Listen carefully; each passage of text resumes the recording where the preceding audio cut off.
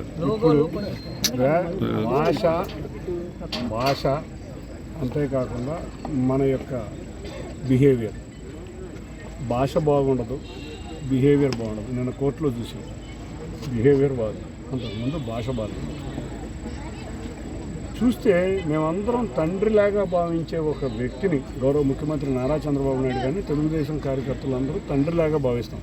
అటువంటి వ్యక్తిని సభ్య సమాజం తలదించుకునే విధంగా మాట్లాడటమే కాకుండా ఎకిలి వేషాలు చేష్టలతో తెలుగుదేశం నాయకుల్ని కార్యకర్తల్ని రెచ్చగొట్టే విధంగా చేద్దామని వాళ్ళు కుట్రలో పున్నాగాలు పండుతున్నారు. మీరు అంబటి రాంబాబు అనే కాదు, చూస్తే ఇవాళ చాలామందితో కొత్త డ్రామా మొదలుపెట్టాడు జగన్ రెడ్డి, పులివెందుల ఎమ్మెల్యే జగన్ రెడ్డి.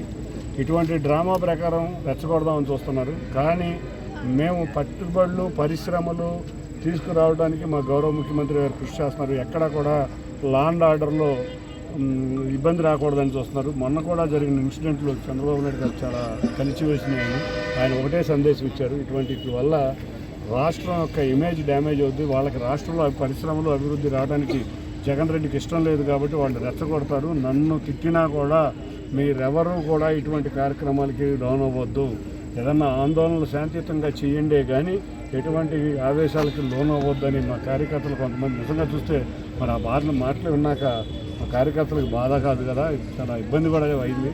సరే, ఎక్కడో ఆవేశంగా ఉన్నవాళ్ళు ఎక్కడిద్దరు ఏదో చిన్న చిన్న ఇది చేసినా కూడా మేము కరెక్ట్ చేసుకుని ఎంత అన్నా కూడా ప్రశాంతంగా చేద్దాం. తప్పకుండా రాష్ట్రంలో ఉన్న యువతకి భవిష్యత్తు, బంగారు భవిష్యత్తు తీసుకెళ్దామని చంద్రబాబు నాయుడు గారు అంటున్నారు. కాబట్టి ఎన్ని వెకిలి వేషాలు వేసినా, ఎన్ని చేష్టలు చేసినా ఒక్కటి గుర్తుంచుకోవాలి. నిన్న కూడా చూసాం, 11 నిమిషాలు 11 మంది 11 నిమిషాలు వచ్చి వెళ్ళిపోయారు.